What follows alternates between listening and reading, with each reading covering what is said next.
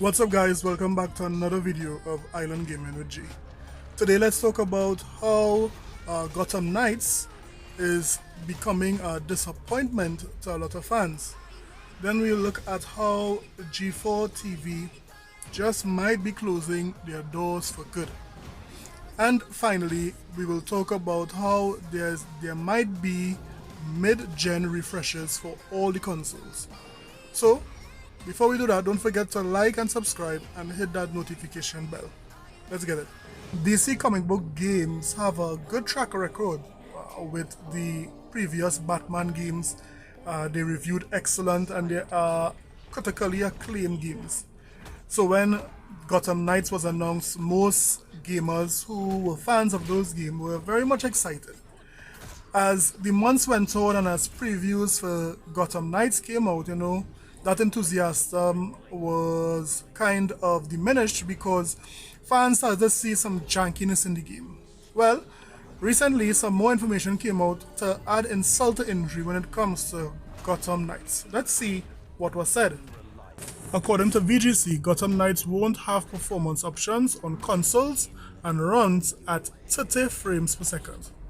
And the reason they give for that is that I know many of you are wondering about the availability of a performance mode for Gotham Knights on consoles. Matthew wrote, due to the types of features we have in our game, like providing fully untethered co-op experience in our highly detailed open world, it's not as straightforward as lowering the resolution and getting a higher FPS.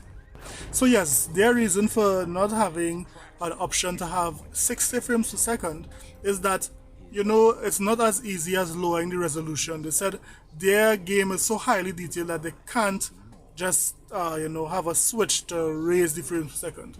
Wait.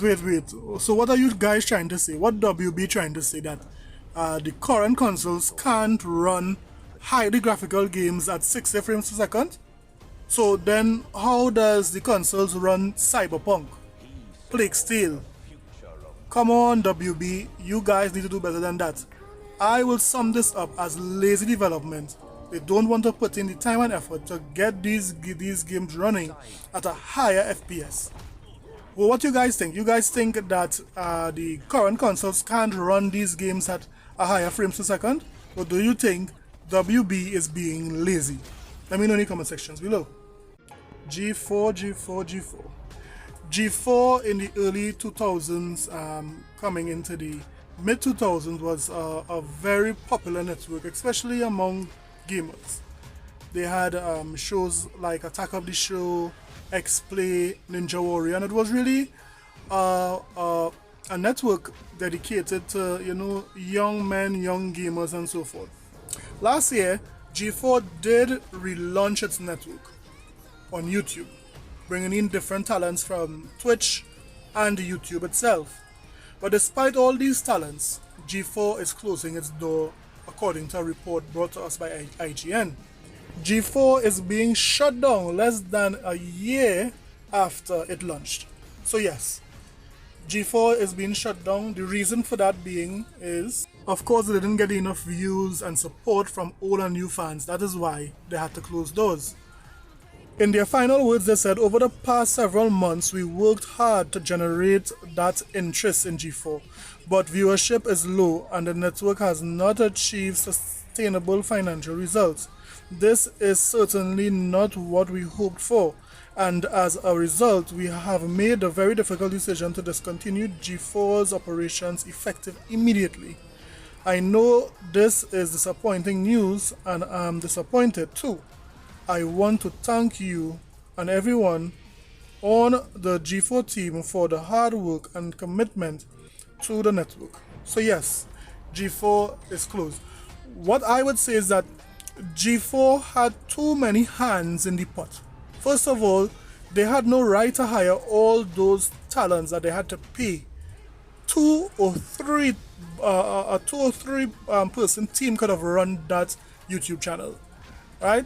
Because they had so much money invested into this one YouTube channel, and so the staff was massive, right? On top of that, controversy after controversy, this no doubt made things difficult to capture the same popularity as they did in the 2000s, and for that they were closed. So it's very unfortunate, but it is what it is. Let's move on. So one would think that the new consoles, the PS5 and the Xbox Series X, they are so powerful. We are talking about 12 teraflops of computing power, and the PS5 have just under 10 teraflops of computing power. And one would reason that, game developers has not yet utilized all that power from these consoles. So then why are we thinking about mid-gen refreshes? Well, there is a rumor going around that there are dev kits for more powerful consoles on the way. Let's see what this rumor is saying. According to Xfire Gaming, dev kits for the mid-gen PS5 and Xbox Series X upgrades reportedly out.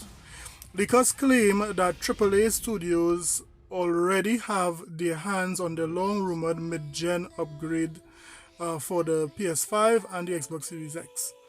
Now, what do you guys think about it? You guys think that that is something needed now? What price this might be? If the current consoles are $500, then how much would this mid-gen be? $600, $700 in this economy? Tell me what you think. Like and subscribe for more videos. Later.